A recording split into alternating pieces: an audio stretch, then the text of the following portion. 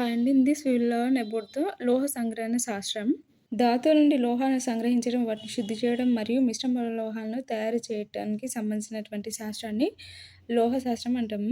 భూపటలం అనేక లోహాలకు మూలాధారం. సముద్ర నీటిలో కలిగి ఉన్నటువంటి కొన్ని లవణాలు ఉంటాయి. ఎగ్జాంపుల్ సోడియం క్లోరైడ్ మరియు మెగ్నీషియం క్లోరైడ్. కొన్ని లోహాలు అల్ప క్రియాశీలతం కలిగి ఉంటాయి. ఈ లోహాలు ప్రకృతిలో స్వేచ్ఛా స్థితిలో లభిస్తూ ఉంటాయి. ఎగ్జాంపుల్ బంగారం, ఆరం, వెండి, సిల్వర్, కాపర్ మొదలైనవి. భూపటలంలో దొరికే మలినాలతో కూడినటువంటి లోహ సమ్మేళనాలను ఆ లోహాల ఖనిజాలు అంటారు. భూపటలంలో దొరికే మలినాలతో కూడిన లోహ సమ్మేళనాలను ఆ లోహాల ఖనిజాలు అని అంటారు. తక్కువ ఖర్చుతో లోహం పొందడానికి అత్యంత అనుకూలమైన ఖనిజాలను ధాతువులు అని అంటారు. లోహ ధాతువుతో కలిసి ఉన్న మలినాలను ఖనిజ మాలిన్యం గ్యాంగ్ అంటాం. లోహ ధాతువుతో కలిసి ఉన్న మలినాలను ఖనిజ మాలిన్యం గ్యాంగ్ అంటారు. ఖనిజ మాలిన్యం అధిక పరిమాణంలో ఉన్న ధాతువు నుండి వీలైనంత ఖనిజ మాలిన్యంను తక్కువ ఖర్చుతో కొన్ని భౌతిక ప్రక్రియల ద్వారా వేరు చేసే ప్రక్రియను ధాతు సాంద్రీకరణం అంటారు. సులభంగా ద్రవంగా మారని మలినాలను ద్రవంగా మార్చుటకు కలుపబడే పదార్థాన్ని ద్రవకార్య అంటారు. లోహాలను వాటి ధాతువుల నుండి సంగ్రహించే పద్ధతిలోని ముఖ్య దశలు: ఒకటి ముడి ఖనిజ సాంద్రీకరణ, ముడి లోహ నిష్కర్షణ అండ్ లోహాన్ని శుద్ధి చేయడము. ఇవన్నీ దశలు అన్నమాట. ముడి ఖనిజ సాంద్రీకరణ ఫస్ట్, సెకండ్ ముడి లోహ నిష్కర్షణ, థర్డ్ లోహాన్ని శుద్ధి చేయడం అన్నమాట. ధాతువు సాంద్రీకరణలో భౌతిక పద్ధతులు. ధాతువు సాంద్రీకరణలో భౌతిక పద్ధతులు: చేతితో ఏరడం, నీటితో కడగడం, ప్లవన ప్రక్రియ, అయస్కాంత వేర్పాటు పద్ధతి. అత్యధిక ఉష్ణోగ్రతల వద్ద ధాతువులను వేడి చేయగా లోహాలు ద్రవ స్థితిలో లభిస్తాయి. దీనినే గోల్డ్స్మిత్ అల్యూమినోమైట్ విధానం అంటారు. అపరిశుద్ధ లోహం నుండి శుద్ధ లోహాలను పొందే ప్రక్రియను లోహశుద్ధి అంటారు. స్వేదనం, పోలింగ్, గలనం చేయడం, విద్యుత్ విశ్లేషణలు లోహశుద్ధిలోని వివిధ పద్ధతులు. జింక్ మరియు పాదరసం వంటి తక్కువ మరుగు స్థానం కలిగినటువంటి లోహాలకు స్వేదన పద్ధతిని ఉపయోగిస్తారు. పోలింగ్: ద్రవ స్థితిలో లోహాన్ని పచ్చికర్రలతో బాగా కలుపుతారు. ఇలా చేయడం ద్వారా మలినాలు వాయువు రూపంలో అది వేరుపడడం కానీ లేదా చిక్కగా నురగలాగా ద్రవ రూప లోహ ఉపరితలంపై ఏర్పడడం కానీ జరుగుతుంది. ఇదే పోలింగ్. అల్ప ద్రవీభవన స్థానాలున్న లోహాలను వేడి చేసి వాలుగా ఉన్న తలంపై జారేటట్లు చేస్తారు. అప్పుడు లోహం కరిగి కిందికి కారడం ద్వారా అధిక ద్రవీభవన స్థానాలున్న మలినాలు వేరు చేయడం జరుగుతుంది. దీన్నే గలనం చేయడం అంటారు. విద్యుత్ విశ్లేషణ: గలన స్థితిలో ఉన్నటువంటి పదార్థంలోనికి విద్యుత్తును ప్రసరింపచేసి పదార్థాన్ని విడిగొట్టే ప్రక్రియ. టిన్, లెడ్, బిస్మత్ వంటి లోహాలకు గలనం చేయ పద్ధతి ద్వారా వాడుతూ ఉంటారు. లోహాలు గాలి మరియు గాలిలోని తేమతో చర్య జరిపి వాటి ఉపరితలం క్షయింపబడుతూ ఉంటుంది. దీన్నే తుప్పు పట్టడం, రస్టింగ్ అంటారు. వెండి వస్తువుల ఉపరితల కళా విహీనమై కాంతిని కోల్పోవటం కూడా లోహక్షయం వల్లనే జరుగుతుంది. రాగి వస్తువులపై ఆకుపచ్చ రంగు పూత కూడా లోహక్షయం వల్లనే జరుగుతుంది. భస్మీకరణం: ధాతువును దాని ద్రవీభవన స్థానం కంటే తక్కువ ఉష్ణోగ్రత వద్ద గాలి తగలకుండా వేడి చేయుట. నెక్స్ట్ భర్జనం అంటే ధాతువును దాని ద్రవీభవన స్థానం కంటే తక్కువ ఉష్ణోగ్రత వద్ద అధిక గాలి సమక్షంలో వేడి చేయటం. ప్రగలనం మీన్స్ ధాతువుకు క్షేకాన్ని ద్రవకారితో కలిపి కానీ కలపకుండా కానీ అధిక ఉష్ణోగ్రత వద్ద వేడి చేయటం ద్వారా లోహాన్ని లేక లోహ సల్ఫైడ్ని ద్రవస్థితిలో పొందట. దీన్ని బ్లాస్ట్ కొలిమిలో చేస్తారు. భర్జనం, భస్మీకరణం, ప్రగలనంలో అన్ని ఉష్ణ రసాయనిక ప్రక్రియలు. లోహ నిష్కర్షణలో ఉష్ణ రసాయనిక ప్రక్రియలను చేయడానికి వాడు దాన్ని కొలిమి అంటారు. కొలిమిలో ఉండే లోహపూత వలన అది అధిక ఉష్ణోగ్రతను తట్టుకోగలుగుతుంది. నీరు మరియు గాలి సమక్షంలో లోహాలు క్షయానికి గురి అవుతాయి. బ్లాస్ట్ కొలిమి: లోహ శాస్త్రంలోని వివిధ ప్రక్రియలను జరుపుటకు వేర్వేరు ఆకారాలు గల కొలిమిలు ఉంటాయి. వాటిలో బ్లాస్ట్ కొలిమి ఒకటి. ఇందులో అగ్గిగది, హార్తులు రెండు ఒకే పెద్ద ఛాంబర్లో కలిసి ఉంటాయి. ఈ ఛాంబర్లో ధాతు, ఇంధనం రెండింటినీ ఉంచడానికి వీలుగా ఉంటుంది. నెక్స్ట్ రివర్బరేటరీ కొలిమి. ఈ కొలిమిలో అగ్గిగది, హార్తులు విడివిడిగా ఏర్పాటు చేయబడి ఉంటాయి. కానీ ఇంధనాన్ని మండించినప్పుడు వెలువడిన మంట హార్తులో ఉన్న ధాతువును వేడి చేస్తుంది.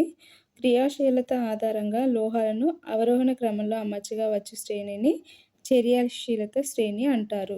Example: potassium is less than sodium, is less than calcium, is less than magnesium, is less than aluminium.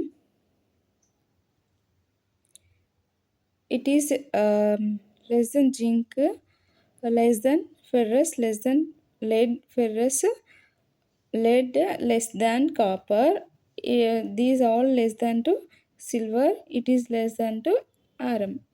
ఈ క్రింది వన్లో అధిక చర్యశీలత గల మూలకం: sodium, potassium, zinc, magnesium. Answer వచ్చేసి 2 పొటాషియం అనమాట. అత్యధిక చర్యశీలత కలిగినటువంటిది. చర్యశీలత శ్రేణిలో దిగువన ఉన్న లోహాలు స్వేచ్ఛ స్థితిలో ఉంటాయి. వాటి యొక్క చర్యాశీలత ఇతర పరమాణువులో చాలా తక్కువ కాబట్టి ఇలాంటి లోహాలను వేడిమి చర్యలో క్షయీకరింపచేయడం ద్వారా లేదా కొన్నిసార్లు వీటి జలద్రావణాల నుండి స్థానభ్రంశం చెందించడం ద్వారా పొందవచ్చును. చర్యాశీలత శ్రేణిలో మధ్యలో ఉన్న లోహాలైన జింక్, ఫెర్రస్, లెడ్, కాపర్ వంటి లోహాల యొక్క లోహ ధాతువులు సాధారణంగా సల్ఫైడ్లు, కార్బోనేట్ల రూపంలో ఉంటాయి. ఈ లోహ ధాతువులను క్షేత్రం చెందించే ముందు వాటిని ఆక్సైడ్లుగా తప్పగా మార్చాలి. చర్యాశీలత శ్రేణిలో ఎగువ భాగంలో ఉన్న లోహాలైన పొటాషియం, సోడియం, కాల్షియం, మెగ్నీషియం మరియు అల్యూమినియం వంటి లోహాల యొక్క లోహ ధాతువులను కార్బన్ మొనాక్సైడ్ తో వేడిమి చర్య వంటి సాధారణ క్షేత్ర పద్ధతులను వాడి లోహ నిష్కర్షణ చేయలేము. బాక్సైట్ నందు 50-70% వరకు అల్యూమినియం ఆక్సైడ్ ఉంటుంది. విద్యుత్ విశ్లేషణ ప్రక్రియలో ఆనయాన్ ఎలక్ట్రోడ్ల వైపు కదులుతూ ఉంటుంది. ఆనయాన్ ధనాత్మక ఎలక్ట్రాన్, క్యాటయాన్ రుణాత్మక ఎలక్ట్రోడ్ దగ్గరికి వెళ్తాయి. చాల్కోజన్ కుటుంబంలో చాల్కో అనగా ధాతువు మరియు జీవన్ అనగా ఉత్పత్తి చేయునది అని అర్థం. ఐరన్ 3 ఆక్సైడ్ Fe2O3 మరియు అల్యూమినియంల మధ్య జరిగే చర్యల ద్వారా రైల్వే ట్రాక్లను మరియు పగిలిన యంత్ర పరికరాలను అతికించవచ్చు. పొటాషియం, సోడియం, కాల్షియం వంటి అధిక క్రియాశీలత కలిగినటువంటి లోహాలు స్వేచ్ఛ స్థితిలో లభించవు. అత్యధిక ఉపయోగం కలిగిన లోహము ఇనుము. సల్ఫైడ్ ధాతువును ప్లవన ప్రక్రియ ద్వారా సాంద్రీకరిస్తారు. జింక్ కన్నా కాపర్ చర్యాశీలత తక్కువ. ఒక లోహం దాని చుట్టూ ఉన్న పరిసరాలతో చర్య జరపడం వలన తుప్పు పట్టుట లేదా నల్లని పూత ఏర్పడటం వంటి మార్పులకు లోనవటమే లోహక్షయం అంటారు. లోహక్షయానికి ఉదాహరణలు ఇనుము తుప్పు పట్టడం, ఐరన్ ఆక్సైడ్ వెండి కాంతి విహీనం అవడం, సిల్వర్ సల్ఫైడ్, కాపర్ లోహంపై ఆకుపచ్చ పూత ఏర్పడడం, కాపర్ కార్బోనేట్ అన్నమాట. సిల్వర్ సల్ఫైడ్ వల్ల కాంతి విహీనం అవుతుంది. ఐరన్ ఆక్సైడ్ అది కాపర్ పైన కాపర్ కార్బోనేట్ ఫామ్ అవడం వల్ల అవి లోహక్షయానికి గురవుతాయి అన్నమాట. 24 క్యారెట్ల బంగారంగా పిలువబడుతున్న శుద్ధమైన బంగారం చాలా మృదువుగా ఉంటుంది. అందుచే ఇది ఆభరణాల్లో విరివిగా ఉపయోగిస్తూ ఉంటారు. వెండి లేదా రాగి కలిసి ఉన్న 22 క్యారెట్ల బంగారాన్ని ఆభరణాల తయారీకి వాడతారు. ఒక లోహం యొక్క ధర్మాలను పెంపొందించడానికి దాన్ని మిశ్రమ లోహంగా మార్చడం మంచి పద్ధతి. ముడి జింక్ 97-98%ను స్వెల్టర్ అంటారు. బ్రాస్ అంటే ఇత్తడి. సంఘటనం వచ్చేసి ఇత్తడిలో ఉండే సంఘటనం అంటే మూలకాలు. కాపర్ వచ్చేసి 60-80% ఉంటుంది. జింక్ 20-40% ఉంటుంది. బ్రాంజ్ కంచు సంఘటనం వచ్చేసి కాపర్ 75-90% ఉంటుంది. టిన్ 10-25% ఉంటుంది. జర్మన్ సిల్వర్ సంఘటనం కాపర్ 25-50%, జింక్ 25-35%, నికెల్ 10-20% ఉంటుంది. కాపర్ 25-50, జింక్ 25-35, నికెల్ 10-20% ఉంటుంది. దేంట్లో అంటే జర్మన్ సిల్వర్లో. నెక్స్ట్ ఇనుము నికెల్ క్రోమియంతో మిశ్రమం చెందిస్తే స్టెయిన్లెస్ స్టీల్ ఏర్పడుతూ ఉంటుంది. ఇది తుప్పు పట్టదు. ఇనుమును నికెల్ మరియు క్రోమియంతో మిశ్రమం చెందిస్తే స్టెయిన్లెస్ స్టీల్ ఏర్పడుతూ ఉంటుంది. ఇది తుప్పు పట్టదు. ధాతువు మరియు దాంతో పాటుగా కలపబడే ద్రవకారి క్షేత్రాన్ని మొదలగు పదార్థాల మిశ్రమాన్ని ఛార్జీ అంటారు. ధాతువు మరియు దాంతో పాటుగా కలపబడే ద్రవకారి మరియు క్షేత్రాన్ని మొదలగు పదార్థాల మిశ్రమాన్ని ఛార్జీ అంటారు.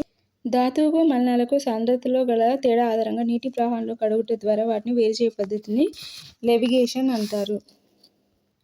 సిలికాన్ డయాక్సైడ్ అంటే P2O5, ఫాస్ఫరస్ ఆక్సైడ్లు ఆమ్ల ద్రవకారులు, calcium oxide, magnesium oxide, ferrous ఆక్సైడ్లు క్షార ద్రవకారులు. మెగ్నీషియం క్లోరైడ్ విద్యుత్ విశ్లేషణ చేస్తే మెగ్నీషియం లోహం క్యాథోడ్ వద్దకు, క్లోరిన్ వాయువు యానోడ్ వద్దకు చేరుతాయి. క్యాథోడ్ వద్దకి క్యాటయాన్స్ వస్తాయి. ప్లస్ ఉన్నదాన్ని క్యాటయాన్ అంటాం. సో క్యాథోడ్ వద్దకి క్యాటయాన్ మీన్స్ ప్లస్ ఉంది ఏంటి Mg+2 కాబట్టి అంటే 2 ఎలక్ట్రాన్స్ డెఫిషియన్సీ ఉంది కాబట్టి it will observe 2 electrons plus 2 electrons and it will forms the magnesium లోహం. మెగ్నీషియం లోహము. అండ్ యానోడ్ వద్ద యానయాన్స్ వస్తాయి. The anions will reach to anode. So 2 electrons extra ఉన్నాయి కాబట్టి ప్లస్ 2 ఎలక్ట్రాన్స్ రిలీజ్ చేసి క్లోరిన్ గ్యాస్ అనేది ఫామ్ అవుతుంది. Anode వద్ద Cl-2 gives rise to chlorine gas plus 2 electrons వస్తుంది. బంగారం లోహం దాని ధాతువైన ఎలక్ట్రాన్ నుండి సంగ్రహణం చేస్తారు. మిశ్రమ లోహము సంఘటనము ఉపయోగాలు. స్టెయిన్‌లెస్ స్టీల్ మిశ్రమ లోహం. దానిలో ఉండేటువంటి కాంపౌండ్స్ వచ్చేసి ఇనుము, క్రోమియం, నికెల్ అంటే ఫెర్రస్ క్రోమియం, నికెల్ అనమాట. సో, యూజెస్ వచ్చేసి వంట పాత్రలు, కత్తులు, చాకులు, ఆపరేషన్ సంబంధ పరికరాలు, ఓడల నిర్మాణం కొరకు ట్యాంకుల్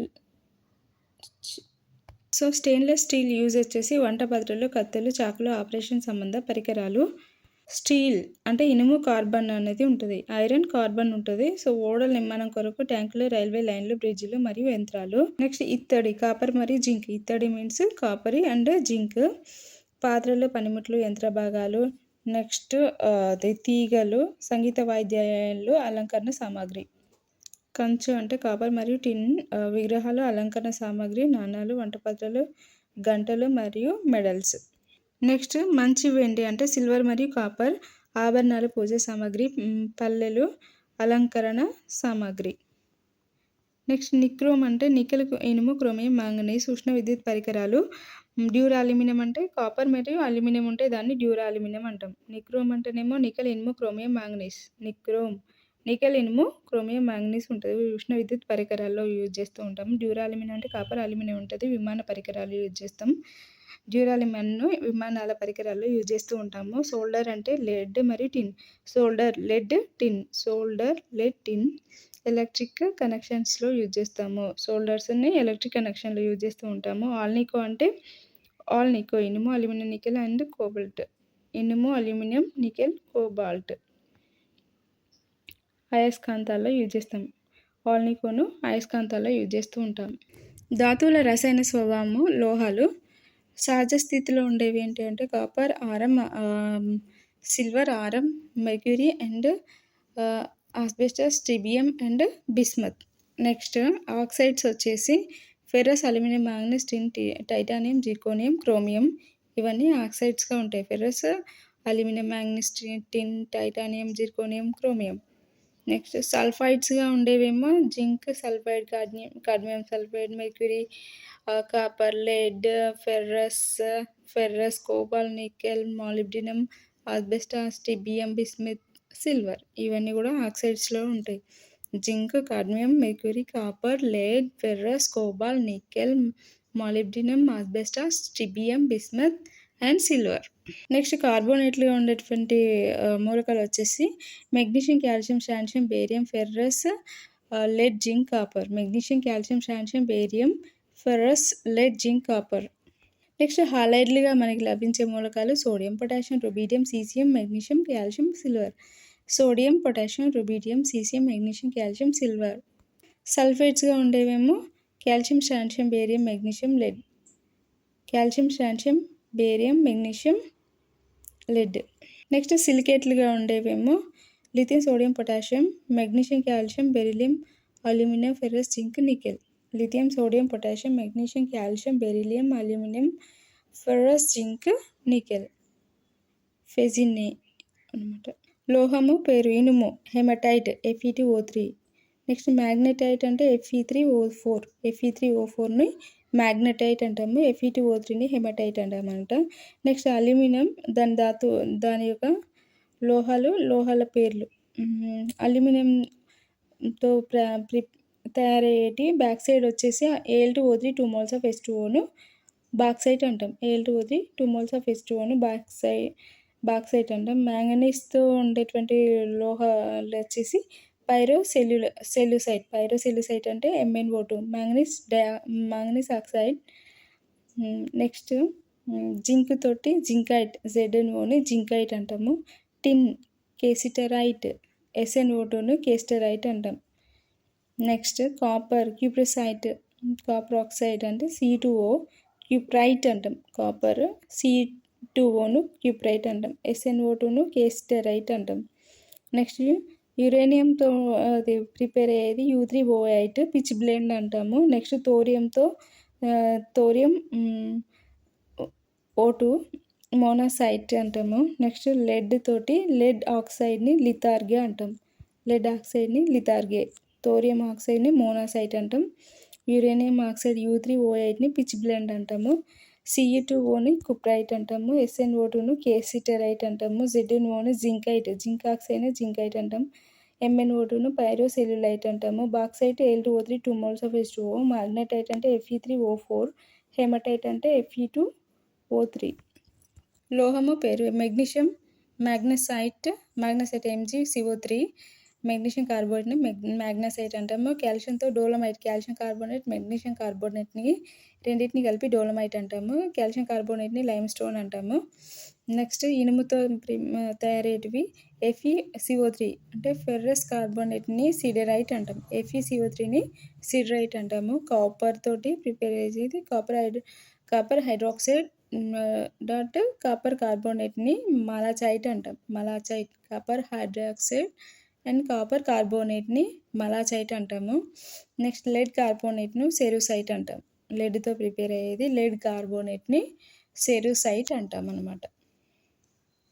నెక్స్ట్ లోహం పేరు ఇనుము ఐరన్ పైరటీస్ అంటే సల్ఫైడ్స్ అనమాట. ఇవి ఫెర్రస్ సల్ఫైడ్ని ఐరన్ పైరటీస్ అంటాము. అండ్ కాపర్ సల్ఫైడ్ని కాపర్ గ్లాండ్స్ C2Sని కాపర్ గ్లాండ్స్ అంటాము. కాపర్ ఫెర్రస్ సల్ఫైడ్ని కాపర్ పైరటీస్ అంటాం. CuFeS2 కాపర్ ఫెర్రస్ సల్ఫైడ్ని కాపర్ పైరటీస్ అంటాము. నెక్స్ట్ లెడ్ సల్ఫైడ్ని గెలినా అంటాం. నెక్స్ట్ జింక్ తోటి జింక్ సల్ఫైడ్ని జింక్ బ్లెండ్ అంటాం. నెక్స్ట్ మెర్క్యూరీ సల్ఫైడ్ని సిన్నబార్ అంటాం. నెక్స్ట్ సిల్వర్ తోటి సిల్వర్ గ్లాండ్స్ లేదా అర్జెంటైట్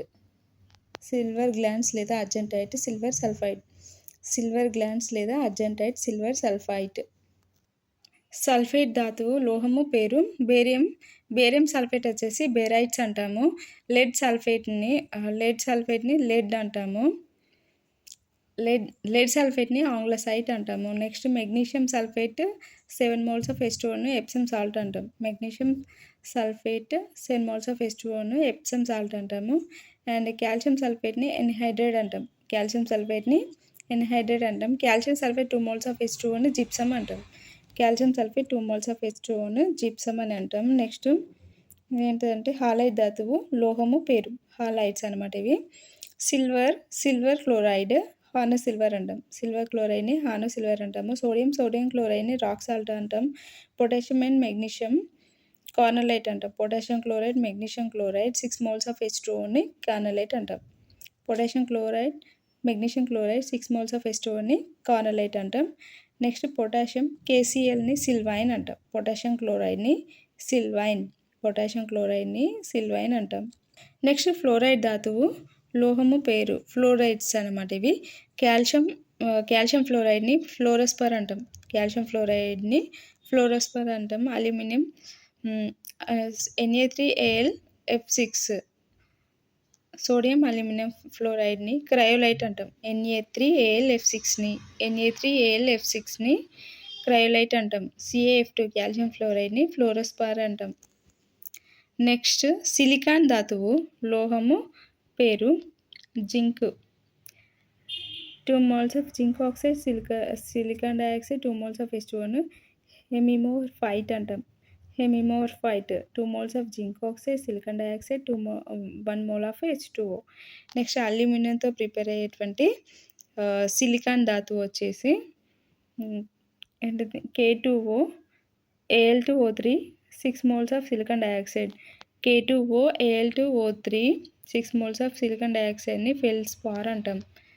K2O Al2O3 6 moles of silicon dioxideని ఫెల్స్పార్ అంటాం. అల్యూమినియం అండ్ పొటాషియం అనమాట ఇది. Next aluminium and calcium aluminium H2 potassium aluminium and అనమాట. ఇది పొటాషియం Kal3H2Si3O12 మైకా అంటాం. Kal3 అంటే potassium aluminium hydrogen silicon oxygen ఇవన్నీ ఉంటాయి అన్నమాట. Kal3H2Si3O12ని మైకా అంటాం. Next calcium and magnesium asbestos అంటాం. అంటే CaMg3SiO3 taken 4 CaMg3SiO3 taken 4ని asbestos అంటాం. ధర్మము లోహాలు, అలోహాలు అనమాట. ఫస్ట్ ప్రాపర్టీ వచ్చేసి భౌతిక స్థితి. పాదరసం తప్ప మిగిలిన లోహాలన్నీ ఘన పదార్థాలే. పాదరసం ద్రవ స్థితిలో ఉంటుంది. అలోహాలు ఘన, ద్రవ మరియు వాయు స్థితిలో లభిస్తాయి. ద్రవీభవన మరియు మరుగు స్థానాలు. అత్యధిక లోహాలు ద్రవీభవన మరియు మరిగే స్థానాల విలువలు అధికంగా అత్యల్ప ద్రవీభవన మరియు మరుగు స్థానాలు కలిగి ఉంటాయి. మెరిసే గుణం. లోహాలకు మెరిసే, ఆకర్షించే గుణం కలిగిన ఉపరితలాలు ఉంటాయి. అత్యధిక అలోహాలకు మెరిసే ఉపరితలం ఉండదు. సాగే గుణం. పల్చటి రేకులుగా సాగదీయవచ్చు, సాగదీయలేము. Thank you for watching my video. Please subscribe.